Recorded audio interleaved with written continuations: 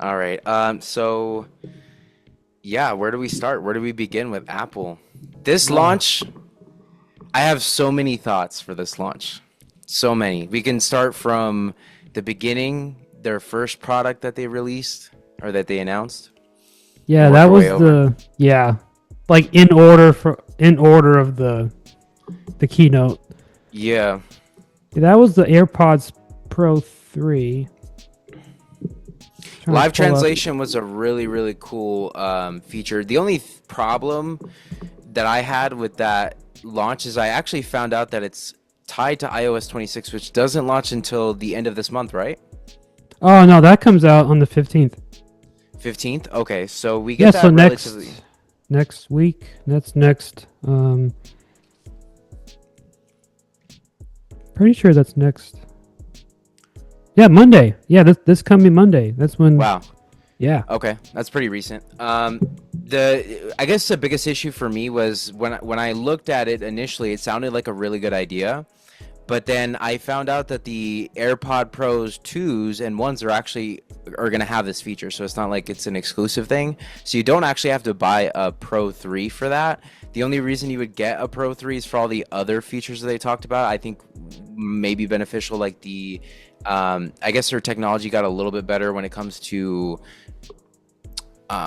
what's Noise it's canceling. like noise cancellation. Yeah, the noise cancellation feature got a little bit better, and their battery life. So I guess those are the two biggest things that you would probably upgrade for.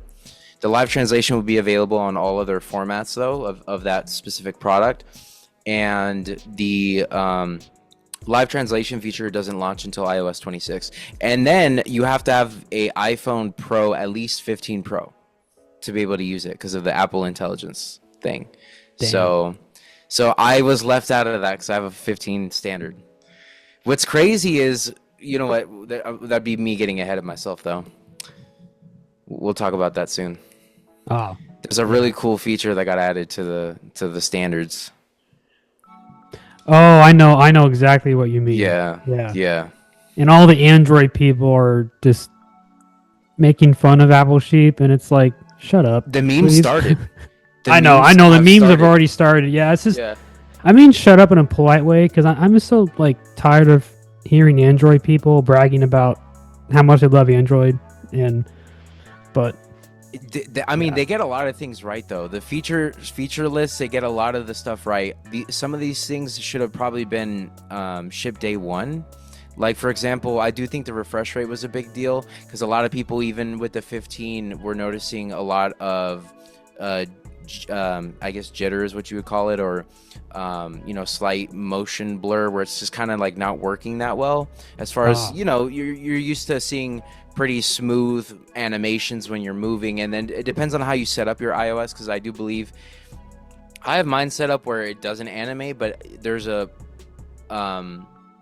an animation that you could have on with the iOS where when you swipe and you do different things, it animates a little different, similar to how like the MacBook worked. You remember that, how you can turn that feature off, Genie and all that, those features where it kind of like does like smooth animations and different like transitions when you're going between things.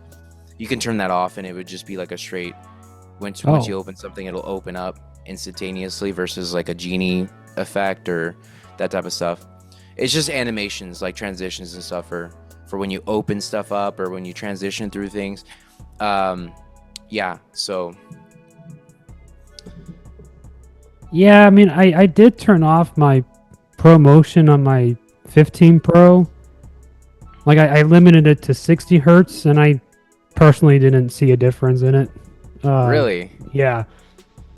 it might not be a problem. I'm not too sure. I think it depends on what you get though, because if you get the standard, you're working with a little less. And I don't know the specifics, but I'm pretty sure the chipsets are different, right? Depending on which version you get.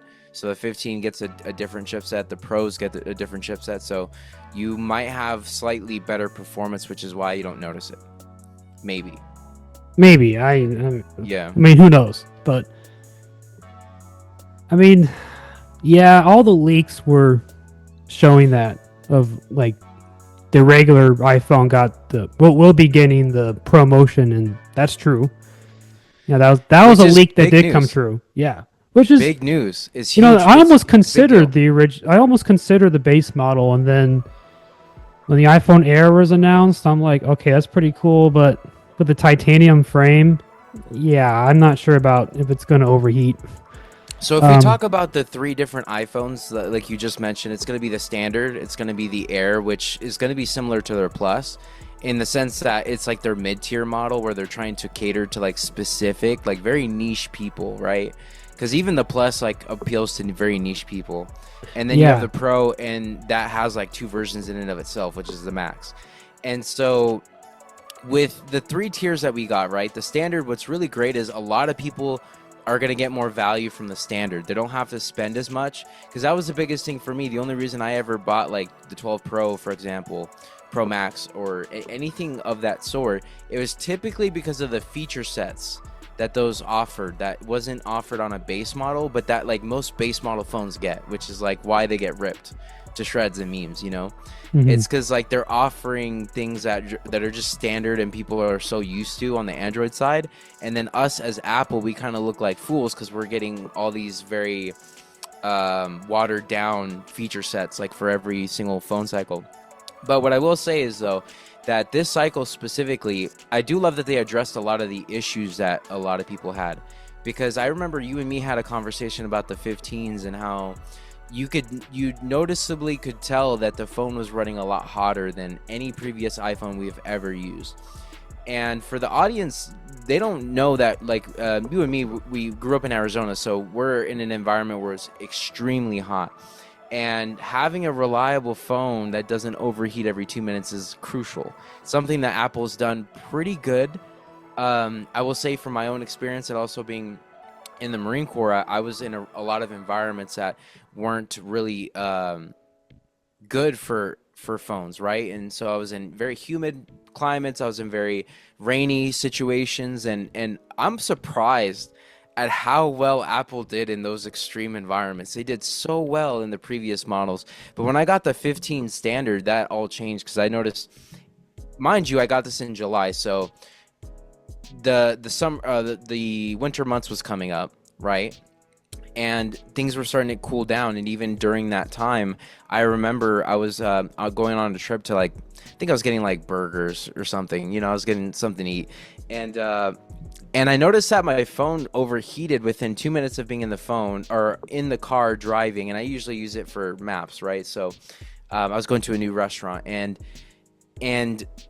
within 2 minutes it already started overheating, and it caused an issue. I could not use it to navigate anymore, something I normally don't experience, something that was typically, you know, a very smooth experience even in you know, Arizona weather.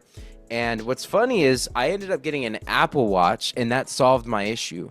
I ended up using my Apple Watch to navigate, and this became my go-to navigation tool.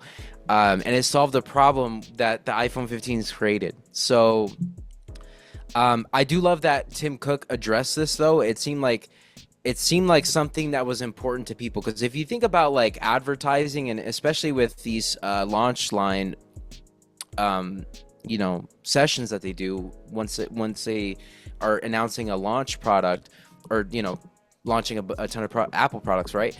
They address the heating issue with their new technology, and they made it a specific keynote, like a specific section in their talks about the phone. And so that to me kind of signaled like they understood, they knew that we were complaining about this, because and it's funny because you look at the correlation between when Samsung moved to India for assembling their parts in their phones, they had the same issues with the overheating. And I found that to be very very troublesome, you know, for their product line, because this obviously causes a lot of manufacturing issues. It's one of the biggest things that any company could face, is manufacturing problems, because if you have a widespread issue, this reminds me of Microsoft when they went through their debacle with the red ring of death. I know it's not a same product, but I'm just bringing up that this was a manufacturing problem that came up, and they had to reimburse people and kind of get them into systems because their 360s failed for the red ring of death, and this was a manufacturing problem. that cost them at the time $1 billion, which is an extreme amount of money. And so this is kind of the same similar issue. A lot of people were complaining about the overheating issue, the battery health. And so it seems like they've addressed these issues in the design, which I loved. If you notice that the top of the phones now have this unique design that they call a notch, right? I think they call it a notch. And You mean the back of the phone or the front? So the back, right, where the camera. Oh, that's that's that plateau. Plateau, that's what they call it, Yeah. right? Yeah. So they added a plateau to the back, and when they did that, they did that so that they could add more battery. So there's a lot more hours of use in the phones, and I feel like that was also a really cool design, and also, well, it's a design choice, because if you look at Apple, they've historically always been a design company. And so, I'll give them a lot of props in that respect, because they've managed to make OSs that worked really well with the phones. So even despite all the perceived issues with like not having above 60 hertz refresh rate on the screens, or not having that much battery life, yada yada, their system works so well on the phones that wasn't really a huge issue for iPhone users, but it was something that we love to see in this lineup. I think this year is probably the best lineup of iPhones that we've had in a very long time, and especially if you're an iPhone user, there's statistics out there. I forget what the statistic is. There's a ton of users who are still not even upgraded to the 15 right now. They're still holding on to their 8s, their 9s, their 13s. And for those group of people, when they move over to the 17, it's going to be a huge deal. Given the feature sets that they're having, which is 120 hertz refresh rates on the standard. And the biggest thing is the storage as well. It's 256 standard. They're no longer doing 128 as the base model version that they're selling for the phones, which is a huge deal, because these days, that doesn't really get you far. I'm gonna be honest. I have 256. That does not get me far. I have a ton of if you're like me and you have a ton of Apple TV downloads to do, and maybe you're a big music, fan like me as well, and you have a music library, that adds up quick with your apps. These days Instagram is a gig in and of itself. Most social media apps are now climbing to over 2 gigs, 3 gigs. Some of them are upwards of there. And so, these things add up pretty quickly. And so it's good to see that Apple's listening. They're making decisions on their products that make sense, I think, this year. Yeah. No, I think that with the storage going up this time, like the base storage going up, finally. Right. I agree with you on that.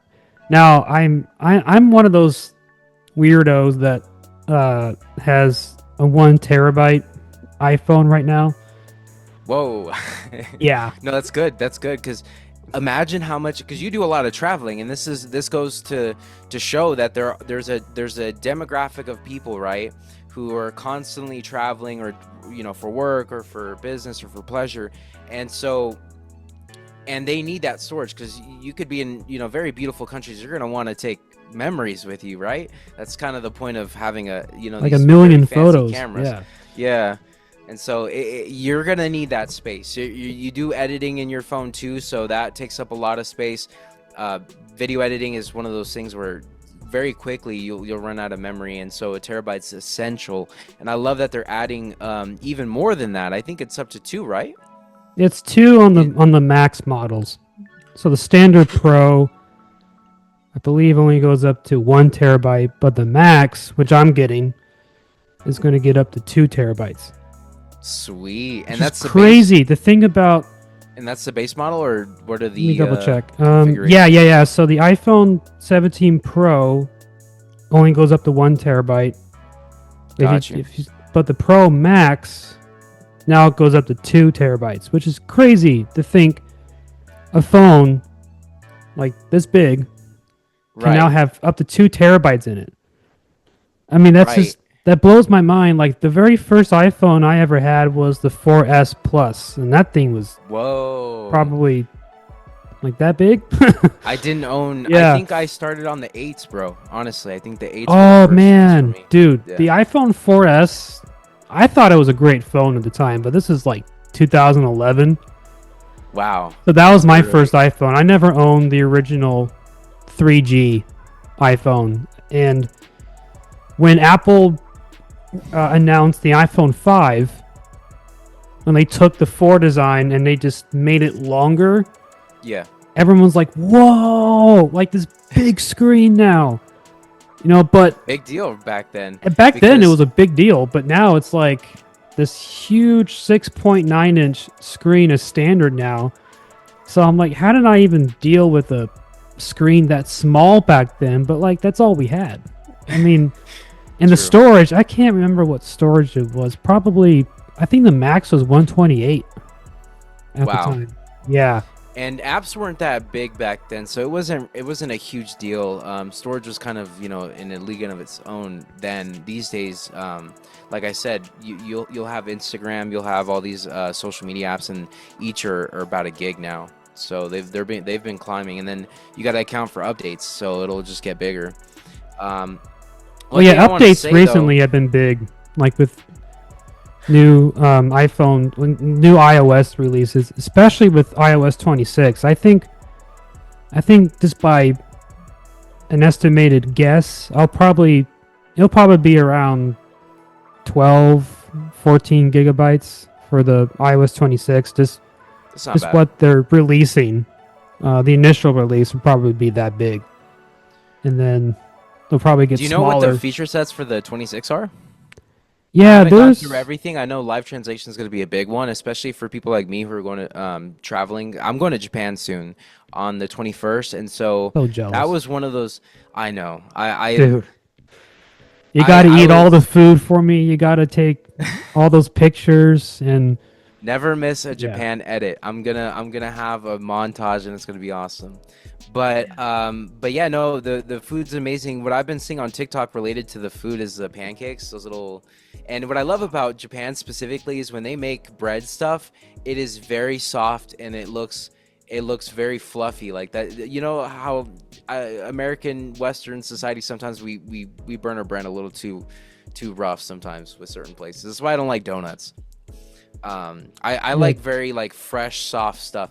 But anyways, the feature sets, the biggest one is going to be the live translation. People like me going to Japan, I don't speak the language, so that would have been a really really cool feature to utilize. The problem specifically with me is that I have the iPhone 15 standard, and so that won't be launched on the standard versions, and anything pretty much before 15 will not be receiving the live translation features. I think, right? I think that's only going to Apple Intelligence iPhones. So that would be the 15 Pros, at least minimum. yeah. I mean, Given that's a new there's thing. that, and then there's visual intelligence, where you can. It's like what Google has with that, where you can Visual intelligence? yeah, I don't think visual. I've seen it. Yeah, they have that now. Um, trying to So think what does what else. visual intelligence do? Is it like meant to help you on the home Oh yeah, screens? yeah. So what you do is that you you take like a screenshot of something that you see in a photo, and you're like, what is that object, or what Oh. style of clothing is that? So you take the screenshot, and then you Oh, that's hold the cool. Siri button, or you do something. It's hard to tell with the animation on the So website, but then you're you saying that hold it can catch what? products, it can Yeah, catch specific, like maybe you're just asking what type of clothing this is or yeah. stuff And like that. then That's it brings up a Safari web page about that product. I mean, they've had that for a while. Um, true, but I think you would have to go on their website specifically and do that. This is what Apple's doing specifically with some of these features is they're streamlining it. So some people might be saying, well, what's the point? We've already had all this stuff. And this is to give Apple credit, even though, I give them a lot of critique. They like to streamline things. That's what makes Apple pretty unique in the sense that once you get an iPhone, everything is there. It's available to you. You don't have to download third-party apps to do all these types of things. Google has Translate. or not Google, sorry. I mean, Apple has Translate. They have their Translate app. So you have Translate, you have access to even sketch stuff on the iPhone. You have access to notes, which is important for a lot of people. They use that, I use that daily. I'm tracking all types of stuff, finances and all types of things on that in the sense of budgeting, or maybe you're doing looking up recipes. I store recipes on there sometimes, so it's very important tool for a lot of people. A lot of things, and not to mention iCloud, which syncs everything, so makes things super simple for people whenever they're transitioning from phone to phone, or maybe they need to offload their phone for storage purposes. Which I love about Apple specifically is that if you get the 256 gigabytes, right, I know even for that model, a lot of people like me don't find that to be enough storage. But what's cool is you can upload all your original photos to the cloud and then delete all your photos, and then it'll be available for you to preview still without having to actually store it on the phone, which is such a great tool because you still have access to your photos, you still have access to your video. So if you want to upload something, you can, and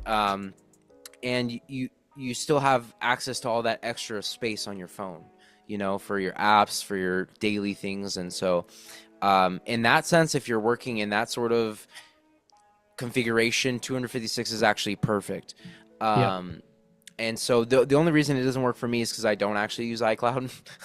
And so, I have to store everything locally. So for me, I would actually have to, have the storage capacity. And then, for people in that category, they give you plenty of options. Like we've mentioned before, there's a expandable, memory, which is crazy that they've launched 1 terabyte. I think honestly, as early as we got 1 terabytes on a phone, I think that was a feat in and of itself.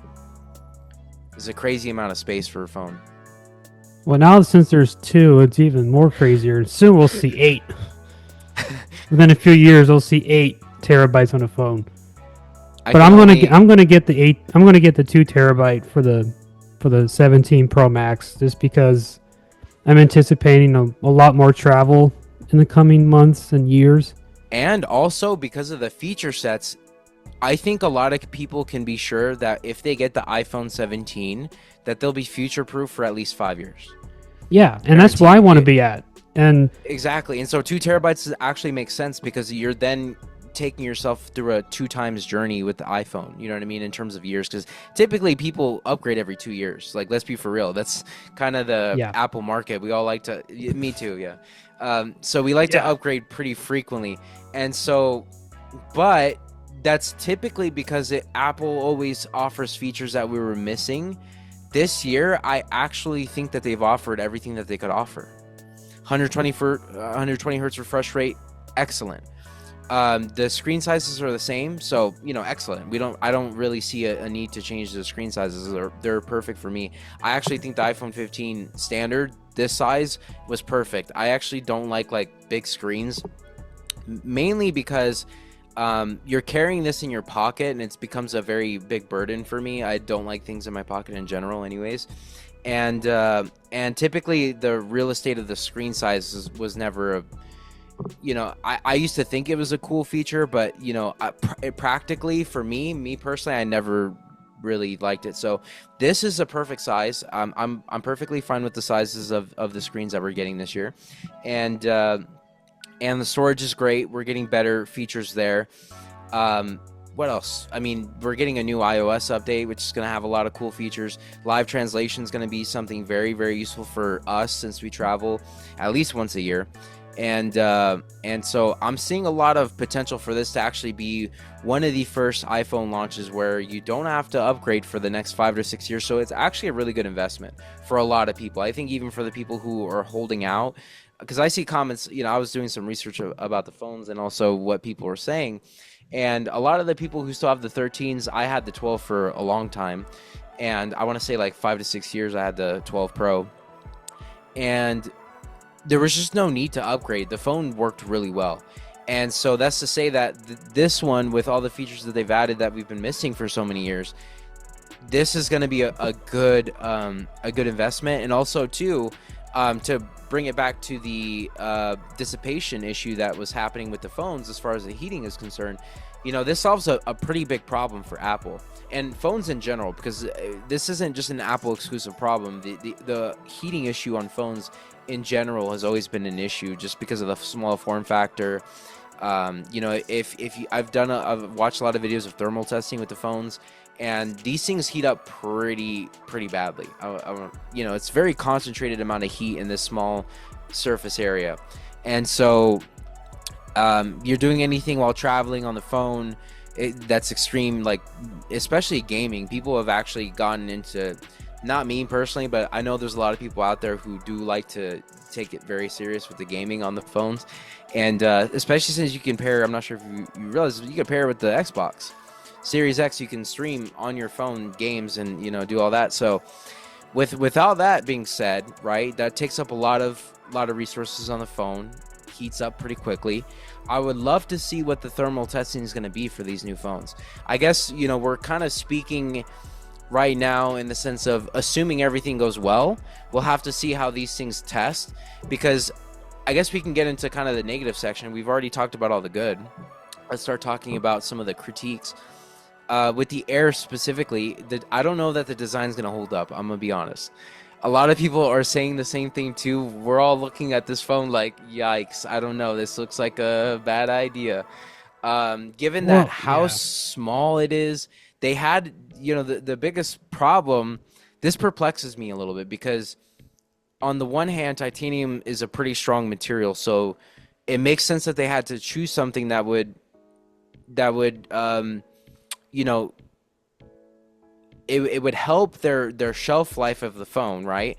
Because bending is a big problem, right? If you have it in your pocket and you're sitting down, or you do anything related to even holding it, maybe you want that to pretty much hold up on a typical bend test. And so the problem that I foresee with these phones is that with the titanium and the limited amount of space that they had to work with these phones, my concern is that the overheating is going to be pretty much immediate. Like you might end up getting the phone, and because we had issues with the iPhone 15, so me personally, I don't have too much confidence in Apple when it comes to the heating issue. I do love what they talked about, and so I'm holding out hope that they've adjusted course and changed and fixed some things. But with the Air specifically, I just worry about the form factor. I worry about the material. The material is not good for, as you mentioned before, it's not really good for dissipating heat properly or evenly. And so, this is going to be an experiment, I feel like, because it's the first type of product in the line for Apple, right? And so anyone who buys the Air right now is essentially beta testing this product for them. And then I'm assuming that it goes well with the sales, because the reason they didn't have a Plus this year, because they don't have a Plus this year, right? Nope. Yeah, so the sales were down. Yeah. Yep, that's the reason. And so they had to pivot. They're like, okay, people don't really seem to care about what the Pluses offer in their lineup. And so it seems to me in their mind, they probably were thinking, right, that we need to try something else. We need to try something different. Let's see if a niche model or a niche group of people would love a smaller form factor phone, something that offers them everything that all our other phones offer in terms of battery life, because they gave a lot of figures in this presentation that we're talking about, because we're talking about the culmination of the event that happened. It was yesterday, right? No, it was on Tuesday. So Tuesday, 2 days ago. And so what happened is they're trying to beta test and figure out what is it that people in a niche market would like, and so their new approach is the small form factor, which makes sense. I think I think it actually makes sense. But the problem I had with their marketing, this is the biggest thing about companies in general, is I find out that they can actually lie about a lot of things. They say 2 times more and 4 times better and all these figures, and then you really look at the performance and it's like nominal at best. So I'm not sure what to believe when they say 40 hours of battery life And the problem that I had with him saying that is I actually found out after the fact, right, that they were talking about if you pair it with their new Apple product, which is a, you know how the phones these days have that technology where you can, you just add the magnet and it starts charging. It has MagSafe. Yeah. MagSafe, right? And so they have their MagSafe battery pack, and that's what they were talking about with the 40 hours. Is if you pair it with their MagSafe battery, you'll get those hours. But it wasn't obvious to me just by seeing the presentation. So I missed it. I thought they were talking about the phone itself will last that long. And so there's probably going to be a lot of people, I'm assuming, that are going to go into this thinking, oh, this phone's going to be great. It's got the same battery life. It's got the same, sort of features that I expect from all the other lineups of the phones. And, I want something thin in my pocket, which, makes sense. Like for me, I want to love the Air. I want to gravitate towards that. But I just see too many issues that who knows if they've solved yet, right? They've talked about it as if they've solved it. We'll have to see. And so, it's really up to just depending on how things go, with us trying out the phones and see what happens, So we're playing a little Russian roulette with that product, I think. And I'm not sure if you follow this YouTuber. His name is Max, I believe, or something like that. And he does a lot of reviews of phones, Android and Apple. He's done both, and he had some similar concerns with the materials, more specifically, and also the I guess the bend test, because like there's a YouTuber who actually specifically does bend tests, and so he'll test the strength of the phones. iPhones have failed a lot of the time on those tests. Samsung's actually done better on these stress tests with the bend phones, and so Apple, they say they pride themselves in creating Apple standard products and of that sort, but we'll have to see what the results are with that. Yeah, it's like when Apple says that the iPhone Air battery will last all day, I'm like, well, whose day? Because everybody has a different day. Are you the person that uses your phone for work, or are you the one that just uses it for like web browsing or occasional social media posts? Like non-content creators could probably get away with the Air for the battery, but content creators, they're gonna have a hard time with it. Not without the power bank, the MagSafe power bank. Well, see, that's what's confusing them, because at that point, just get if you can, just buy a Pro at that point, because then the phone is almost as thick as the Pros. Because Apple's whole thing of the Air is to make it as thin as possible, but then they slap on a charging brick on the back, and all of a sudden it goes up about that much in thickness. So it's like it actually. Okay, you're right. It would actually be around the thickness of this once you add that charge. So it defeats the purpose. I actually see your point there. Yeah. Wow. It's cool. Crazy. I do give them concept. Yeah, I give them credit for how thin they can make a phone. I have the iPad Pro, the new one that came out last year. Really? And that's what do you thin. think of that so far? That is a thin tablet. Here's a caveat with the iPhone Pro. I mean, not iPhone. The iPad Pro. I don't know if this is just mine, but I've noticed that when I'm at home and I'm just watching a movie on it, connected to Wi-Fi, like the iPad's fine. It doesn't overheat. It doesn't crash. But when I'm on a plane or somewhere that I don't have Wi-Fi, like if I had to put it on airplane mode, then I open up the TV app and I start watching a movie, the TV app crashes after 15 minutes. And then I feel the back of the iPad and it's like blazing hot. Whoa. And I have to put the iPad on a phone or on the airplane, on the right? iPad Pro, yeah, the one that's really skinny. And then this So is happening on your flight, right? Like you're in the middle of a flight, you're yeah, checking this out, and suddenly you have some heating issues. I wonder if it has to do with elevation. Maybe I don't know. I don't know what the science would be behind what could yeah, I have no possibly be idea, causing but that. I But found that is a something strange though. issue. If I put it in if I put the iPad in low power mode, that fixes the overheating, and for the most part, it also fixes the TV app from crashing. Wow, It's weird, strange. but if it's on Wi-Fi, then it doesn't. The TV app doesn't crash. It's only if it's in airplane mode or not. Do you think maybe it's an app specific thing? I'm not sure how No, it true is. this It has is. to be because I'll watch like if I'm watching Hulu, like the Hulu app on my Yeah. iPad, like the iPad's fine. So I So wonder if yeah, it's what I was trying to say is I wonder if it's an app related issue because if you remember, Apple was saying that the problems with the overheating had to do with software, and they had an update that supposedly fixed it. It didn't fix it for me, but nope, me neither. and so I wonder if maybe there's like still a bug going on There has within to be the Apple because hardware line that's like not addressed, and that's what's causing like these sudden spikes in power usage, and that's causing the heating issue. Because the biggest thing for any device in general is the source of power is where the most of the energy comes from, and so that's actually where the source of the heat comes from.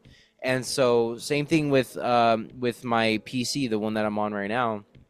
I just recently found out that Microsoft is going through issues. They're claiming that they didn't cause issues with the SSDs, but apparently their update might have caused some issues with their SSDs, essentially causing them to overheat prematurely and causing some nasty issues. I've been experiencing some issues recently that point to something related to that, and I've been like scratching my head thinking, oh, maybe that's what's going on.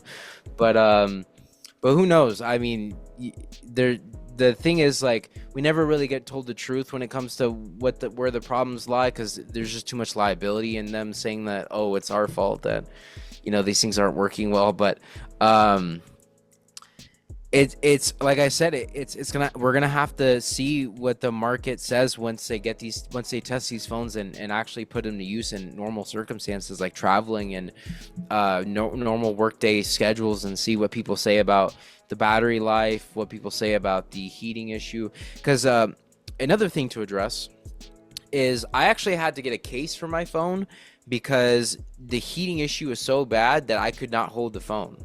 It burns you. It literally burns your hand. And I wonder if this is going to be a problem for people with the Air as well, because if you don't get a case for the phone, I wonder if you can actually, is it feasible when the thing is at its max capacity and running the most, whatever software that it can run, and causing, the temperatures to spike up due to the performance.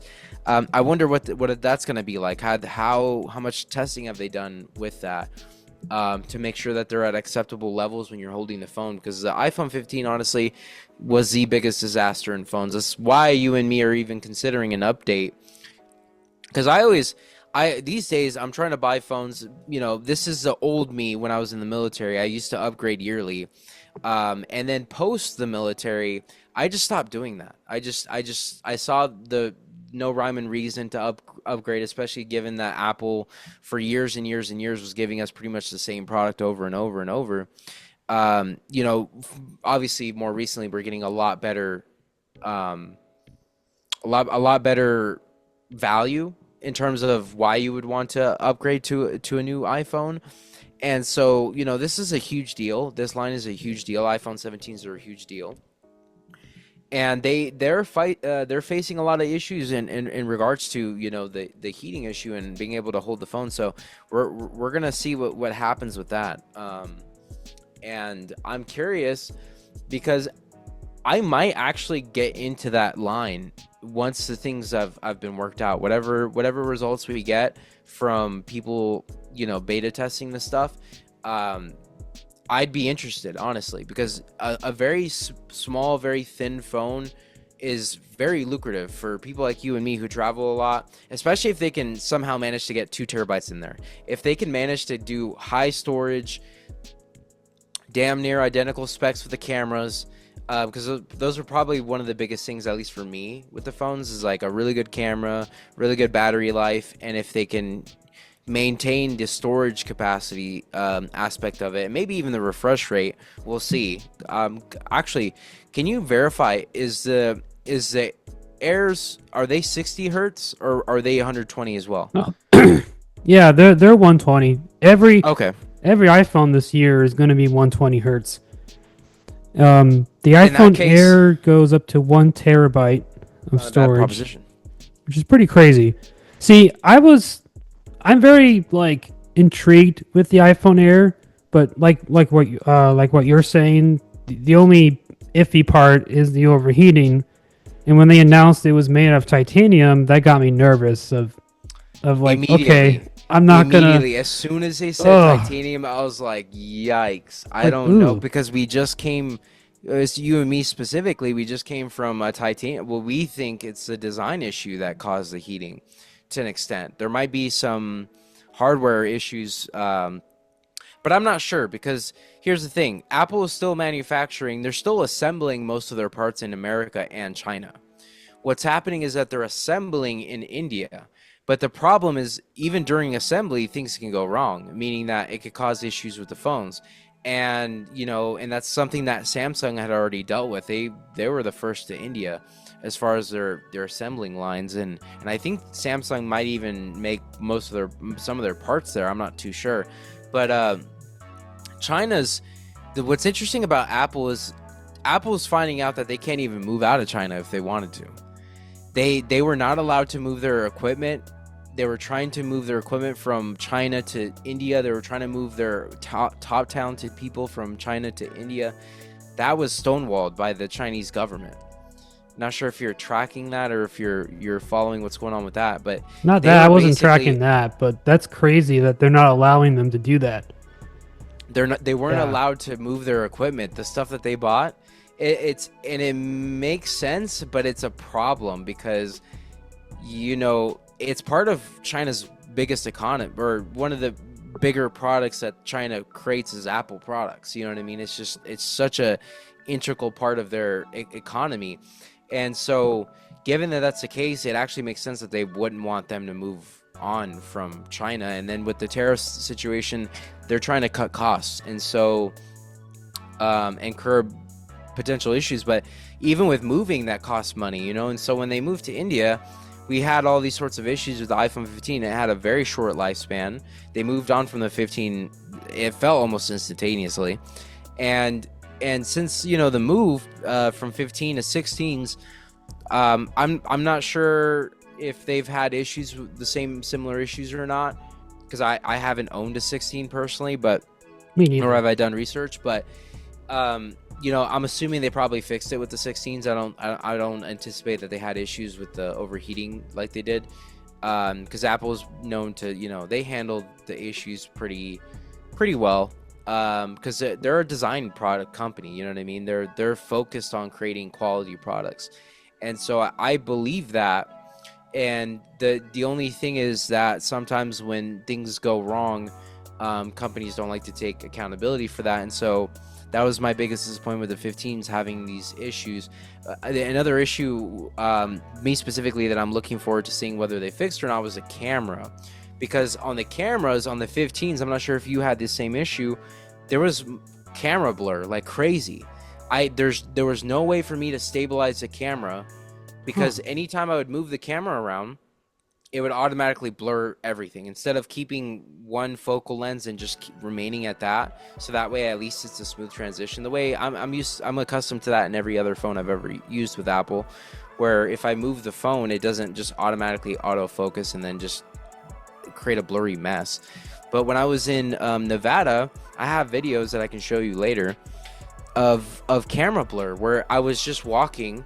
And what I tried to do is I tried to focus the camera first, do a walk movement, and it was just up a slight incline, just getting the surrounding environment, because it was a very beautiful area.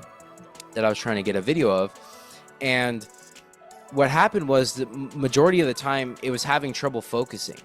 And I've tried all the settings to fix this issue, and to no avail, honestly. So this has been the worst camera setup I've ever had on the iPhones, which was a big deal for me, because typically that's just the standard.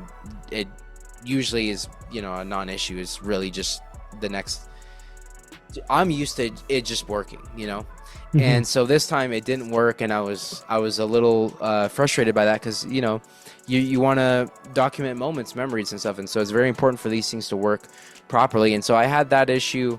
So I'm curious to see whether or not this is something that they'll fix with maybe iOS 26. Maybe after that I won't have any more issues, but because it could be a hardware issue, it could be a software issue, I'm just not sure. But I was having that particular problem, and that would be a pretty big plus if that was like not a non-issue, for the new line. That's weird. I never experienced that, but Thank God. I know. But the overheating, I experienced that day one when I got my 15. I noticed it immediately. It was night and day. Yeah. That's the thing. You can tell immediately that there was a problem with that. And I launched a complaint, because I always get Apple Care, and so with the Apple Care, insurance, I logged the issue, and at the time I was sick, so I wasn't able to follow through with a resolution to the problem. So it's kind of a shit situation, but I just ended up not having any sort of recourse for it, because the year expired for the manufacturing warranty. And so I got stuck with a bad phone, basically. And the only thing is that they want to swap you out with a refurbished, so which is not a good proposition, so because the thing is like the miles on my phone are going to be a lot less, conceivably, to potentially a refurbished phone that they send out that's probably been maxed out or been used for years. I got mine fairly recently. I got it in I started using it in July of last year. So it's not that old, yeah. And what's crazy is this phone specifically was sitting somewhere for 3 months, because on the phones now you can actually see when it was manufactured, the date it was created. And so mine was created 3 months before I even bought the phone. So that goes to show that there's a lot of people that was tracking the iPhone 15 issue. I didn't do enough research. I was sick at the time, so I just was like, I need a new phone, and didn't do enough research. It's my fault. And my theory is that people had already known there was an issue, which is why it was sitting there for a while. No one was buying the phones. And so yeah, I ended up with I got bit by Apple. They took a bite out of me. You got a sour apple right there. Yeah, I got a sour apple. That's a good one. With a worm in it. The whole worm eating right through it. Yeah, it's a good analogy. But these days, I'm like, I don't know. Insurance, I think, is kind of largely a scam. So I don't know if I'll do insurance next time or not. I think it's good for like when I selected my pre-order for tomorrow, I didn't select Apple Care. I'm gonna get that later. Yeah, because you can get it later. I think it's got a good use case if, like, let's say, for example, your phone breaks. I guess it's better than nothing. If you can't afford to, especially the screen breaks, then that's the only good.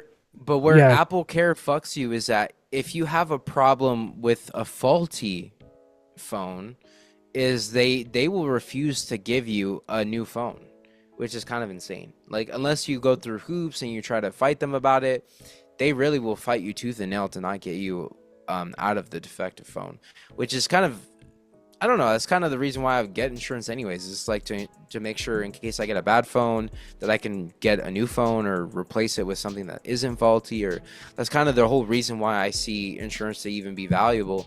And then to come to find out that, like, when I actually needed it and I've been spending money with them for, the entire life cycle of the phone. I've had it since July. I've had Apple Care since it was activated. So, yeah, but I'm sure it'll still work out if, like, for example, my phone breaks and I can't afford to buy a new phone. At least I'll get something, because something is better than nothing. But in very specific scenarios, like if you get a faulty iPhone for whatever reason, maybe you just hit the chip lottery and something isn't working right, you're SOL, even with Apple Care. Per my own experience with that. But yeah, it's this lineup is pretty exciting. It's got a lot of iffies with certain product lines, but like I said, if word comes back and the Airs are a huge success, really great phones, work really well. The criticisms with that, having to add the extra, battery life and whatnot, because I didn't think about this, but it was such a genius thing for you to mention that it basically adds the full length of a regular phone at that point, because those things are not to the whole thick. phone. It's only where the battery snaps to. So you have this thick part, but then it just tampers down where the camera is. They actually encompass the rest of the phone down. They're the width of the phone, so it would actually essentially be it kind of does defeat the purpose. I think that was a really good point that you brought up, honestly, that I haven't seen anyone talking about. So this video is going to get a lot of reactions in terms of that segment of this show. Is that's a pretty good point. Like, what about the added length and to my point of what I brought up with the marketing stuff, because they told us that it's going to last somewhere north of 40 hours, but that's if you buy the battery pack. If you don't buy the battery pack, what's the lifespan of that? And with the standard 15s, and I understand like the standards typically don't have as much battery life, but it's insufferable. You can't. Like you would end up having to charge midway through, and I actually don't even feel like I get the advertised amount of hours with this phone. I'll be out for 4 hours, come back, and it's already drained. And so that isn't a really good value proposition. I want at least 6 hours, at least. I don't even get 4. And Damn. So I'm very disappointed with that, and I want to see how they handle the battery life with the Air specifically, because that is going to be a big deal. A lot of people are going to bitch about it, and it's going to be a huge pain point for them if it comes out that that's not no bueno, especially for people who travel or at work. It's very important that you just don't have the time and resources all the time to be charging your phone. You know what I mean? So it's very important that off the rip, at least you get something that will last, I would say, at least 8 hours. That's not asking for too much. It's typically a work schedule. And typically if you're at work, you're not even using your phone. So, that should get you even longer, given that you're not actually using up those 8 hours. So yeah, I guess it's just up for seeing how that plays out, right? Yeah, I mean, with the Air, they're adding their customized modem chip and network chips.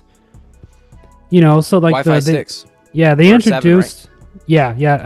It's Wi-Fi 7, Bluetooth 6. Okay. Yeah, and the C1, their Apple's custom modem chip, has done really well this year already. So that's why they're introducing the newest one for the Air. So both of those new chips, along with the A19 Pro, should help with the battery life, because right now iPhones, besides the 16E, our phones have Qualcomm modems in them, and they drain the battery like crazy. So that's probably what's going on. That's why I've noticed such a huge dip. Because the thing is like with my 12, even though it was a Pro, so I will give that caveat of, there's obviously going to be some dissatisfaction on my part just because of the fact that they're two different lines. They have two different battery ratings, but just not even getting 4 hours though is kind of crazy to me. Like my phone, like if I go to sleep at, like, if it's the phone is at 70% charged, when I go to bed, I sleep for 8 hours. I'll wake up and that's down to 58%. Wow. And then obviously I wasn't using the phone when I was sleeping. And it's on sleep mode, so that means I'm not getting notifications. I'm not doing anything. It's just sitting there, also asleep, because I don't use the always on display. So yeah, and it drops 15% in battery just by sitting there overnight. What's your battery health at? Because mine started I turned it on in July, right? And as of now, mine is at 85% max capacity already. Which is Mine shows not... normal at max capacity is 89% for me. Yours is way better. See, the problem is, because I looked this up on Google, if you Google it, it says that within 2 years you should be at 80%. I'm at 1 year and I'm already at 85. That's a little concerning. That's not good.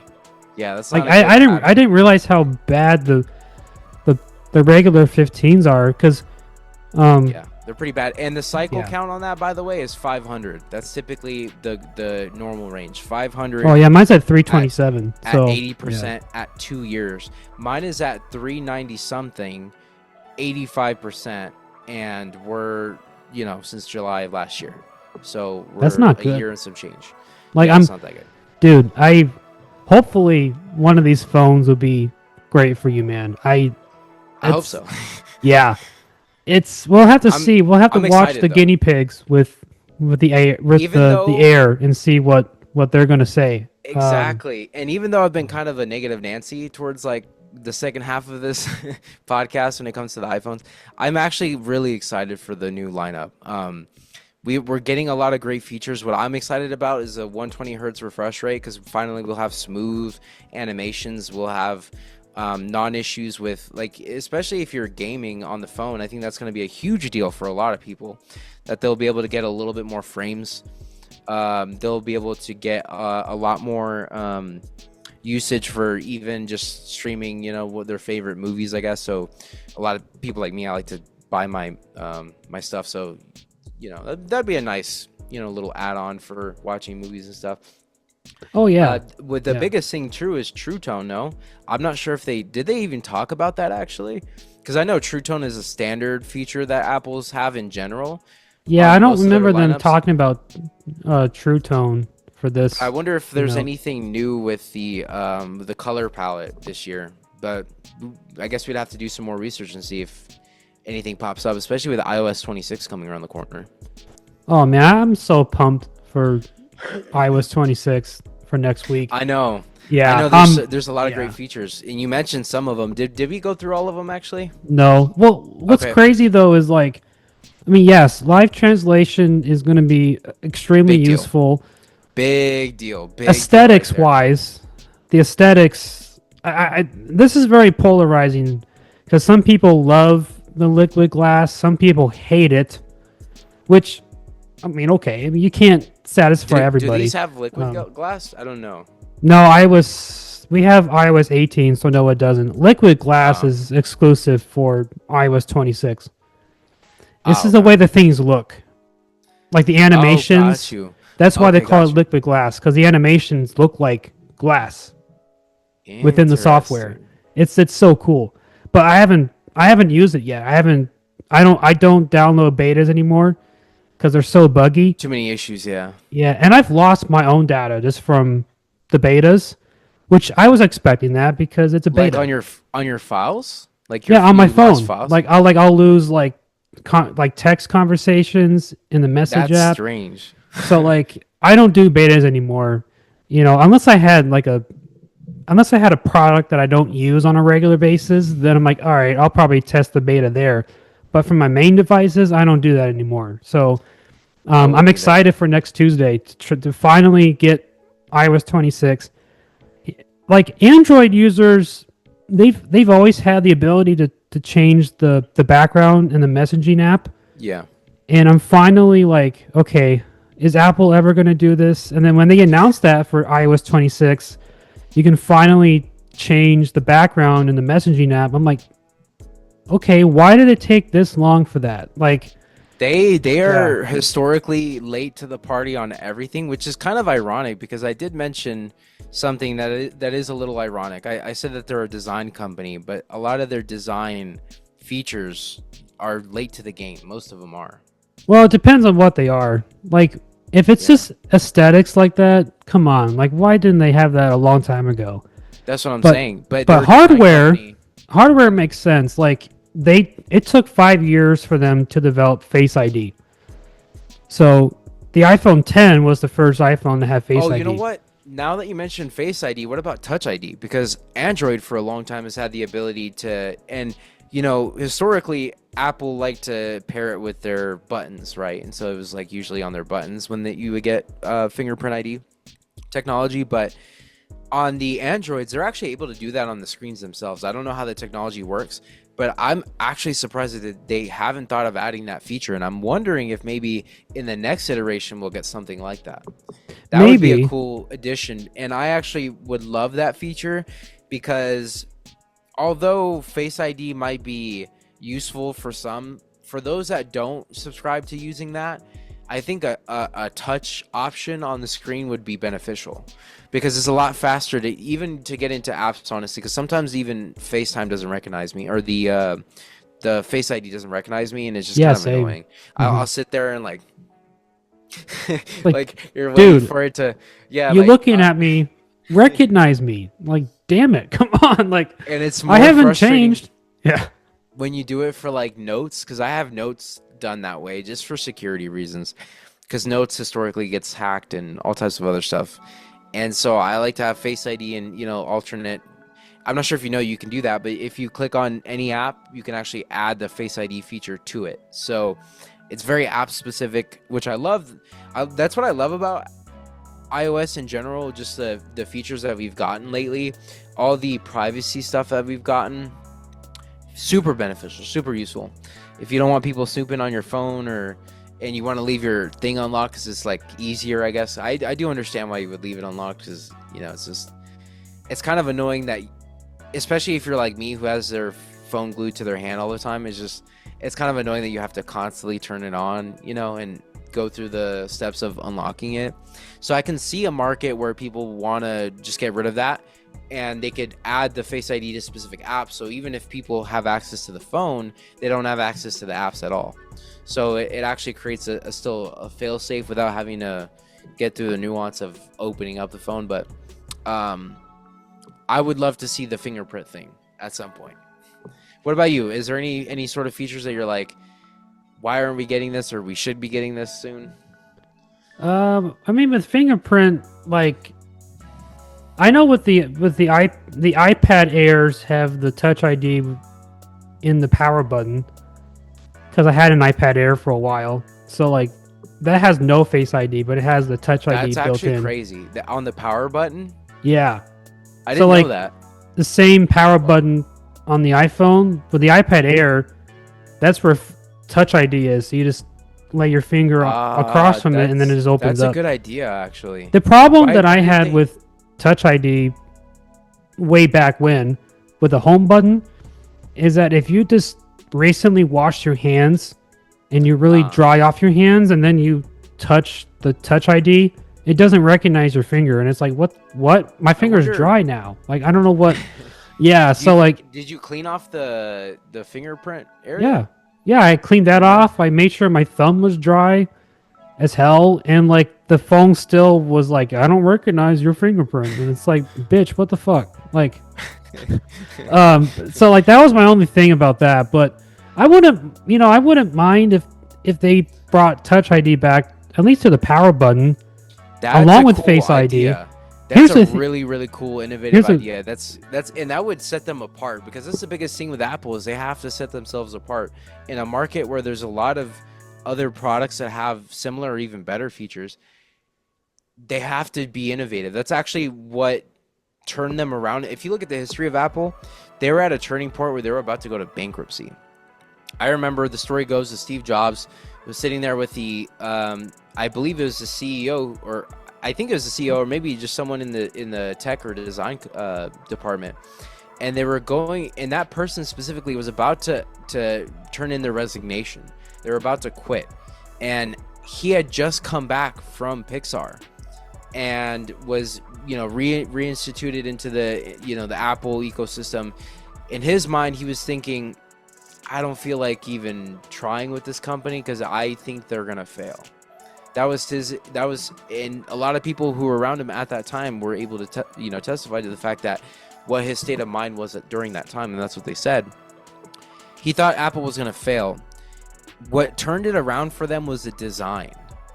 It was their design prowess. It was the fact that they launched something that was so different from everything else that set them apart in the marketplace, and that's exactly what keeps them ahead. And I would love to see that feature, because that would be such a cool point for them, given that I've never seen that before. I didn't even know that was a thing, and I think that's like an impressive way of doing it.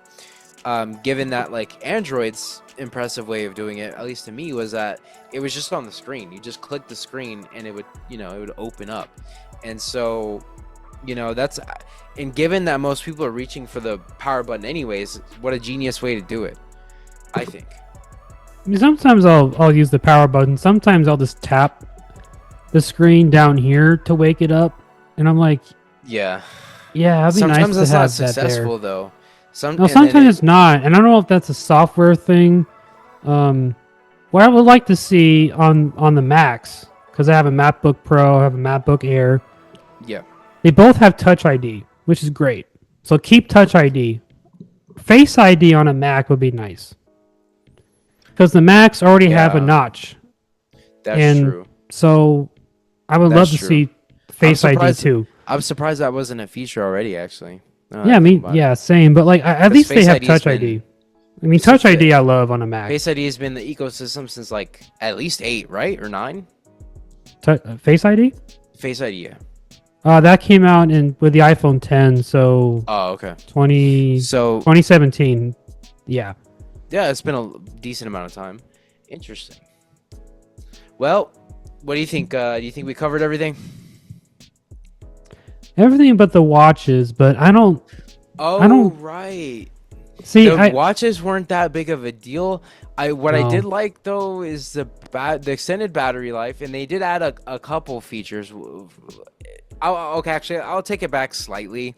I think it's somewhat interesting because they're saying they're still waiting on the patent for this, and they're still waiting on the trials to come back as far as the results of whether or not this feature actually works well.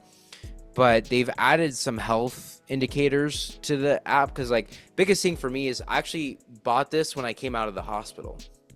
The reason I bought it is because I wanted to track my health, and I didn't like this other solutions, right? And so I thought Apple was a really great way of doing the monitoring my health, figuring out, because I was doing walks, and so I would monitor how much calories I've spent, how much time I've been out there walking.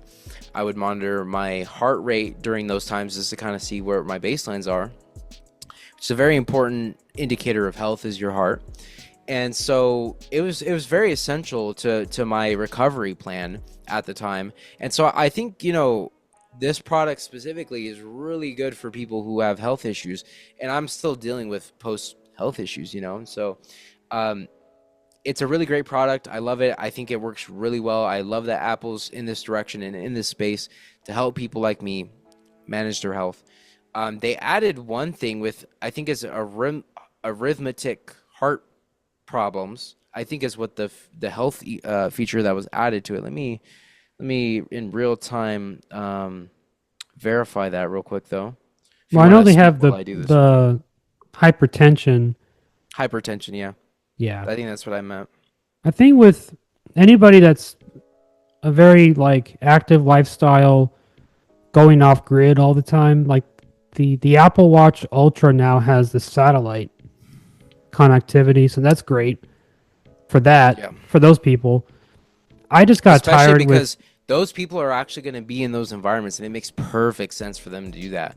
Because that's where these things are going to be at. They're going to be on hiking trails. They're going to be on where things actually historically go wrong for people, And so very important life-saving stuff. And for them to take the time to understand what these things do well in and create better features, I love that. They added a sleep apnea thing, which I thought that was interesting. Oh, that I was interested. Yeah, that was interesting too. Because the thing is, you wouldn't know. Like, there's no way to test it unless you actually get a kit from your doctor, which costs a decent amount of money to do. When they do at-home tests, they have at-home test kits for monitoring how your sleep's doing. And so this would be a great solution for people who just are curious about their health in general. And so it just adds to the list of things that you could be checking on a daily, you know. And I love that. I'm all for being able to monitor some of these things, because I do have like some sleep issues, me personally too. So that's right up my alley, me personally. And then I guess the underwater depth gauge got better. And I think that's pretty much as far as it goes. Improved health tracking tools like sleep score and hypertension notifications. And you know what, the cool, I guess, stylistically, the cool things is they have a Hermes. They have a Hermes, which is very fancy. I think the bands, face, yeah, and also the band, right? I think it was the watch face as well, if I'm not mistaken. Oh, right. So, those are which expensive. is a huge deal. Huge deal. I mean, it's nice though. It is luxury. It's like, it's not really a necessity, and it's going to be more suited to like guys like, I watch Shark Tank. Kevin O'Leary. I feel like he would be one of those ones who would buy it, because his thing is he loves watches for the sentimental value. Yeah, mechanical watches at that. But what I think would gravitate to someone like him, even who love mechanical watches, is the fact that they're becoming a little more stylized, a little more, similar in the sense of luxury and look and feel, So it'll appeal to more people. I think is what they were doing there with the Hermes collection. Yeah, I mean, because I used to own an Apple Watch Ultra. It was cool at first, but like for me, I just got tired of having a digital leash to my phone all the time. So like my phone was in a different room and I wanted to like relax, but I forgot I had my Apple Watch on, so I would get notifications for everything. I'd be like I just want to relax. And I like the idea of having a watch on me, but I just got tired with that digital leash on my phone, so I got rid of it. And I agree, actually. Yeah. I agree, and if it wasn't for the health things, I wouldn't have it. I'm gonna be honest. Yeah, but then I would keep it then for that, because that's I keep it for definitely saved lives. That's literally the only reason. And also too, it's got so it's got fall detection, and it's also got a detection for, I think, heart attacks.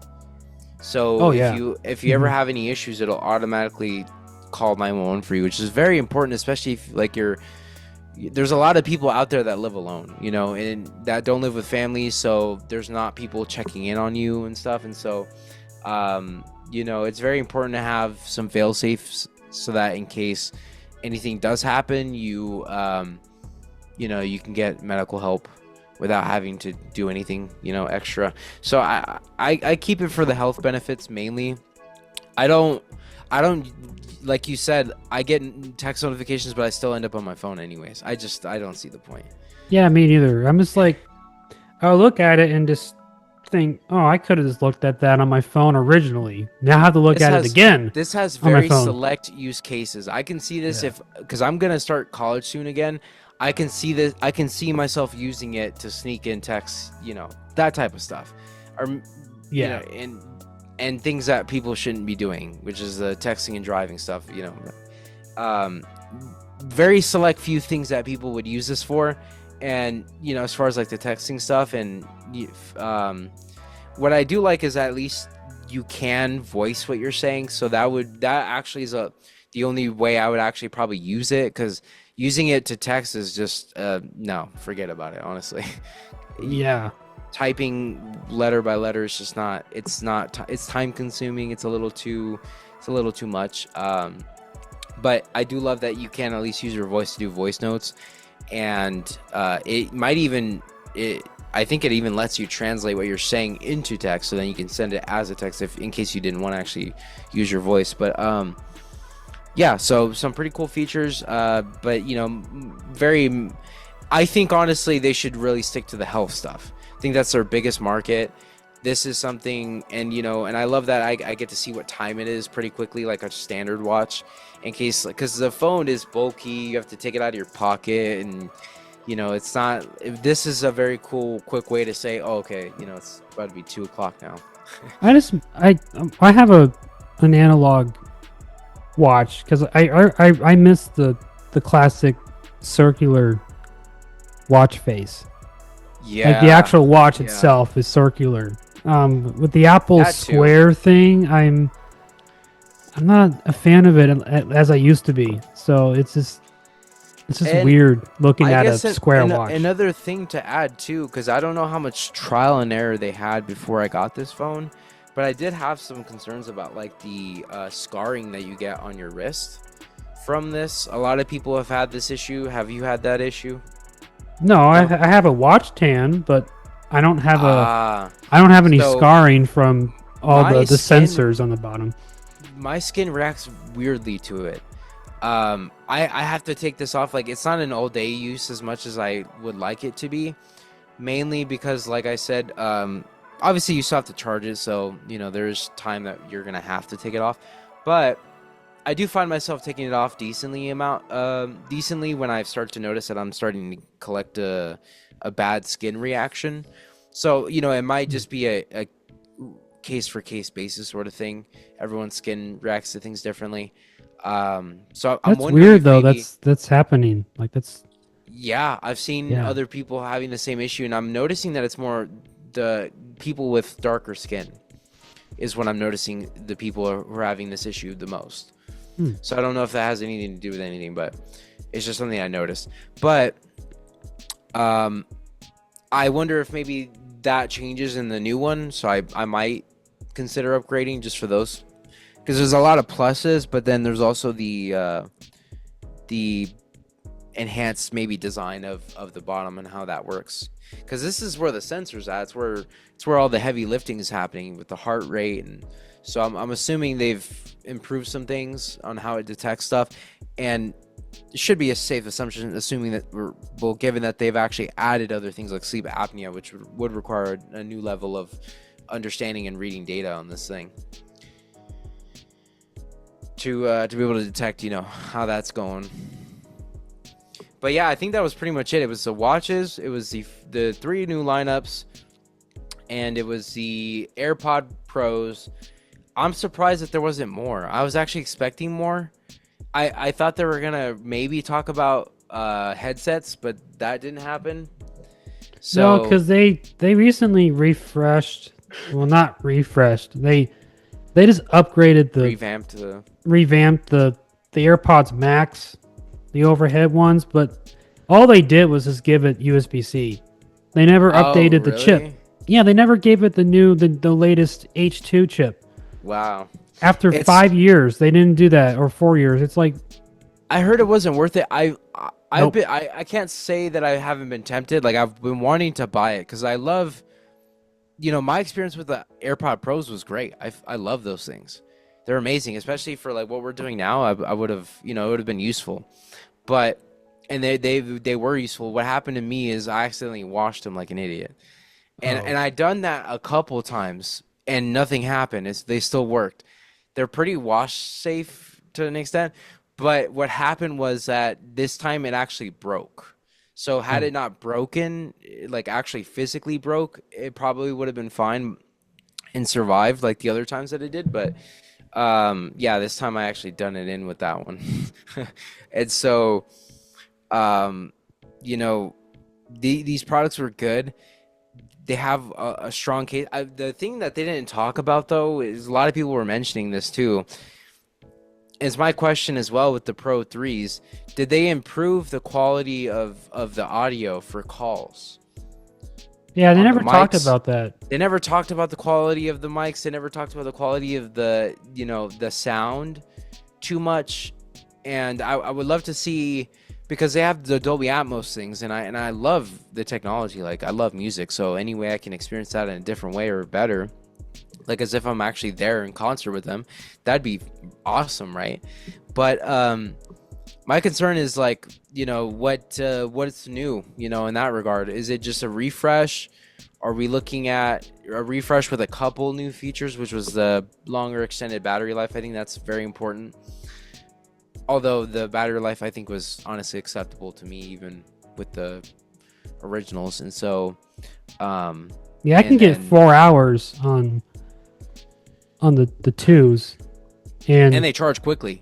So you put them Yeah, in there, I don't really have a need distract yourself for for 10-20 minutes, and you're good. unless I'm on a long flight. But even then, I like to pop them out and then just start reading the book and just let them charge. For the And comfort thing, really, yeah, because the in-ears to this date still have not nailed down the discomfort you get from having something in your ear. It just kind of, the fatigue is what I'm talking about. So either way, you're going to end up getting fatigued and want to take them off at some point. But um, there's a new design on that too, actually, now that I think about it. The in-ear, the way yeah, they're that much smaller, the so they comfort fit. is, They fit better. So yeah, they seemingly have done somewhat of a overhaul in the design and redesign of like how it fits in your ear. So I'm curious to see how more comfortable that is, given that now you're using it for longer periods of time, given that you have more, usage. So that remains to be seen. We'll see. yeah, if that's better, then I'll probably upgrade. Because right now, my left one will slowly start popping out after a while, which is Yes, weird. It's that was the not most my right annoying one's thing. fine, but the left one will just start popping out slowly over And not like even 2 hours. changing the tips of them fixed it for me either. Nope. I still oftentimes would have that issue where it would just start slowly popping out. And so, yeah, I mean, we'll see how the new one fits.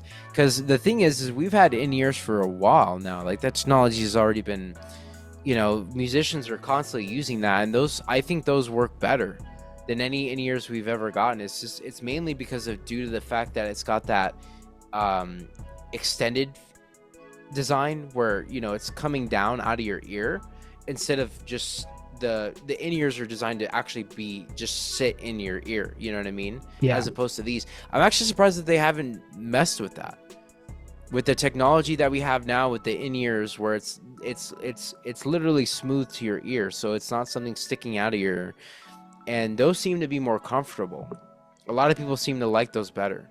So I'm curious to see whether in future there'll be a design evolution where eventually we'll get to the point where we'll have all the same features in a smaller form factor like that.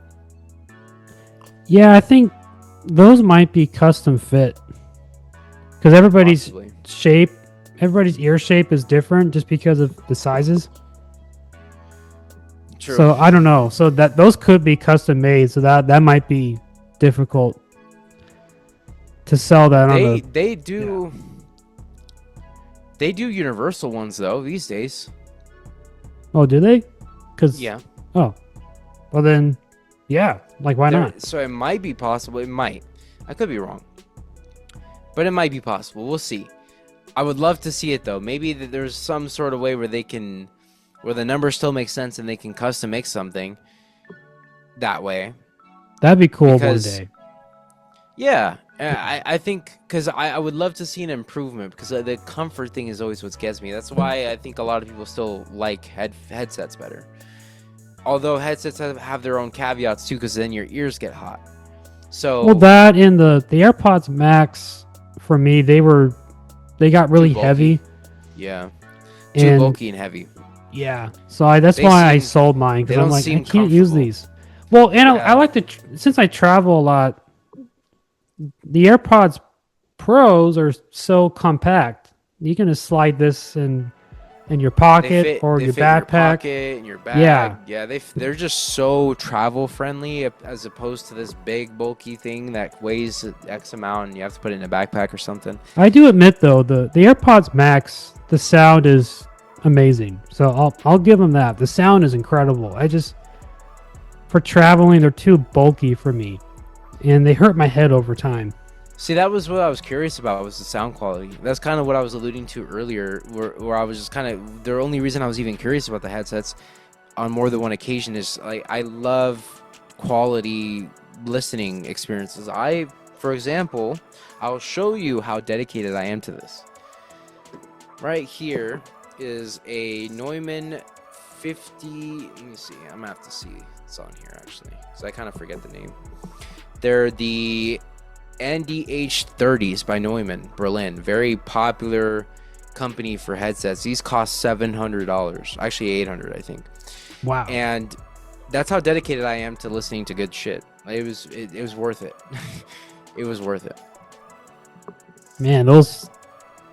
These things are amazing, dude. If you ever travel out here, you gotta bring them so I can. Or if I'm in Arizona, I gotta hear them. Yeah. No, yeah. I will definitely let you demo these. These are, dude, for mixing, it was night and day. I'm telling you. I was having this issue, right? Because a lot of mix engineers and just engineers in general have this issue where you're in a lot of environments where you can't control what's going on around you. And so speakers oftentimes are not an option, whether it's because there's other noise drowning out your noise, or there's it's just not feasible, or you're in an environment. This is the biggest one, actually. It's where you're not in a treated environment, so you're trying to find a way to mitigate all the false positives that your ears are giving you. The best way to fix that is actually headsets. And so that's the reason why I invested so much money into these headsets, is because they offer the treatment and also kind of the same similar effect that you would get with speakers. That's why open back, it's an open back design, by the way. So open back designs are created to emulate the effect of you listening at a speaker environment where things are treated.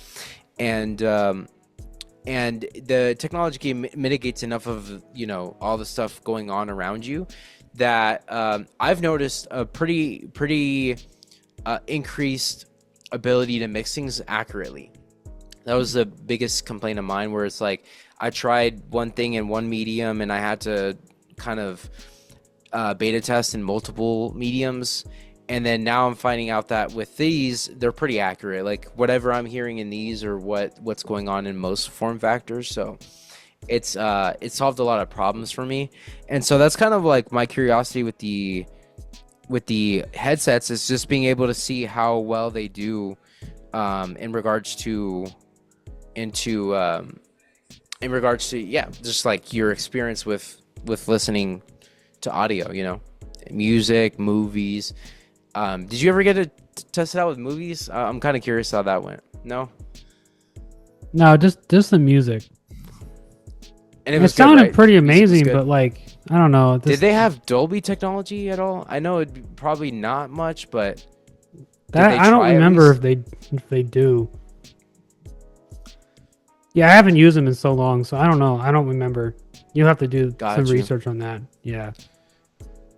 Well, I think that's it. I think we covered everything. I hope you guys enjoyed our discussion on the what are they calling this event? This entire time I've been struggling to figure out what they call it. Just their keynote, I guess. Apple's keynote. Yeah, their keynote. What are they? Let us know. Apple gives like a name every year for their events. But yeah, it's just this is like a keynote.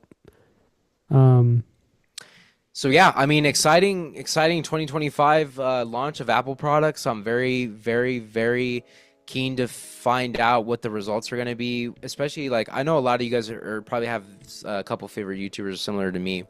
I forget the name, but there's one that does a stress test for the phone, so I'm excited to see what that's going to look like. And then, especially for the Air specifically, because that one's going to be, it's going to have to last. Like, it's going to be, I'm curious. But, and then the other thing is just in general what people say about, you know, overall, and you too, because you're going to get it. So we should actually reconvene and maybe talk about some of the things you like or don't like. And well, yeah, because I'm going to order my new one tomorrow. So, but yeah, let us know in the comments if you're upgrading or just staying with your current phone. And yeah, thanks for listening. And I think we've been talking for over an hour at least. I think so. And thank you so much, Will, for inviting me on your show. Yeah, of course. Thanks for coming. This was fun. Let's do it again. Something else. Yeah, I'll let you know. All right. Catch you. Thanks, guys.